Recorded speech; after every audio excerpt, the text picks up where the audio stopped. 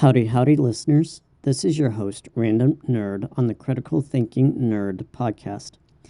This episode shares what I and many others feel about the executive changes since President Trump took office in January 2025.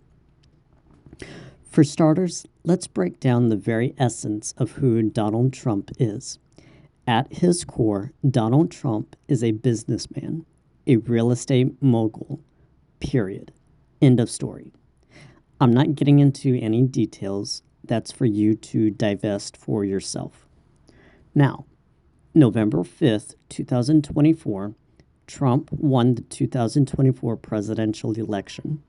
And January 20, 2025, he was sworn in as the 47th U.S. president.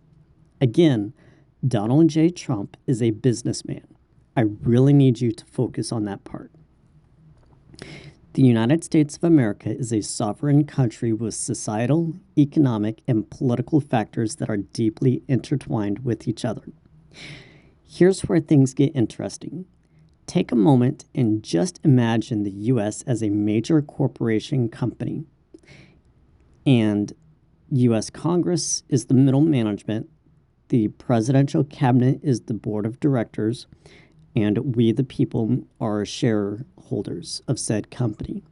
Yes, the judicial branch is your HR and other administrative departments. Now then, let's imagine this U.S. corporation has massive fraud, wasteful spending, and good and bad workers. And some workers are even working in the U.S. corporation illegally. This is what happens when new leadership takes over and aggressive reforms are implemented. Collateral damage of good workers. Let's dive in. We'll use this corporate analogy to unpack the 2025 immigration enforcement surge under the second Trump administration. At the center, the story of Sai-Jun Park, a U.S. Army veteran and Purple Heart recipient who self-deported to South Korea earlier this year. His case shines a light on how new policies can energize some quote-unquote departments while devastating others. All proponents say for the greater good of the company. Hostile takeover. In late 2024, bloated bureaucracy ignored rules declining quote-unquote market share and global influence. Shareholders, the people, vote in a new CEO and executive team promising radical change. No more sentimentality. Every policy gets enforced rigorously. Outdated tolerances? Gone. Long ignored violations from decades ago? Now there's grounds for termination. In any corporate restructuring, think of big tech layoffs or manufacturing turnarounds. This is standard playbook. The new boss declares, quote, "We're only cutting the dead weight, the worst performers," unquote. Efficiency soars in some areas, costs drop, rules are respected, morale boosts among the quote-unquote core team, who feel the company is finally fair, but inevitably good people caught in the net. A tense boardroom during corporate restructuring, the kind of aggressive leadership driving big changes. Positive impacts, streamlining the operation. Supporters of the new regime see real wins.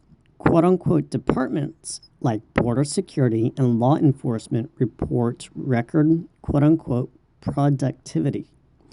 Faster processing, fewer loopholes exploited, long-time inefficiencies like backlogs and enforcement get cleared.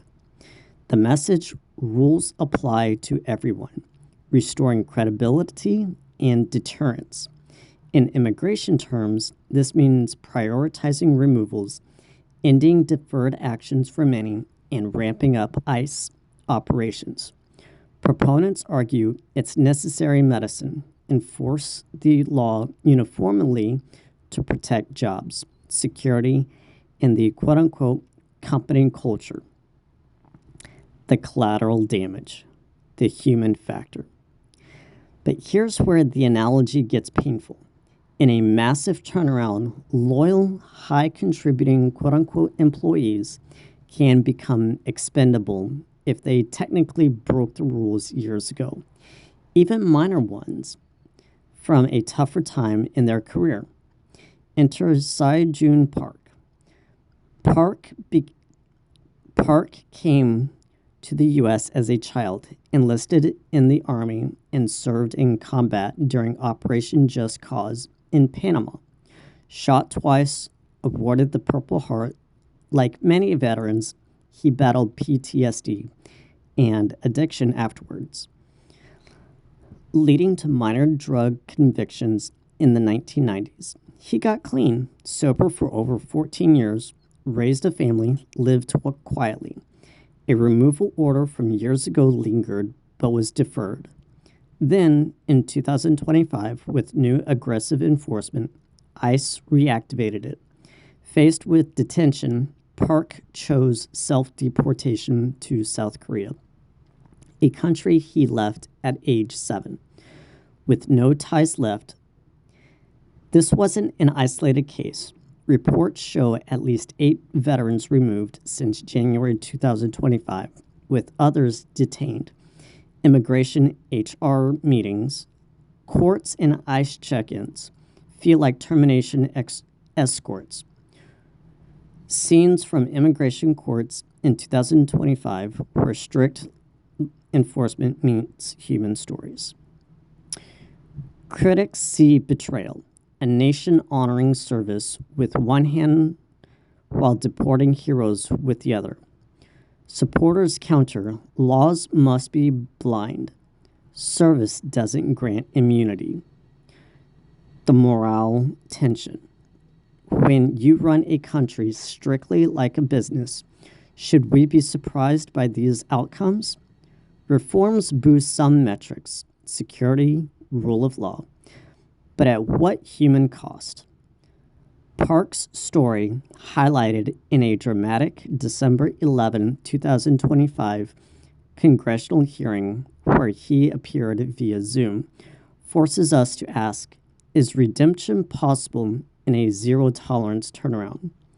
Or does, quote, the good of the company, unquote, demand we treat people as line items? One side, necessary toughness to save the whole enterprise.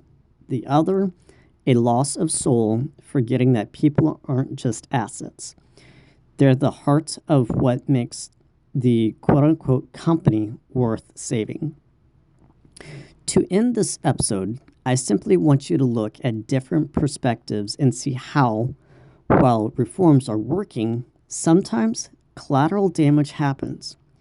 That's neither here nor there, but it's a perspective to help you understand where the U.S. as a nation is, especially as a superpower in a deeply connected geopolitical system. If you found this episode meaningful, please continue to listen to my next episode as I dive deeper and research further to share my knowledge with you. Thank you.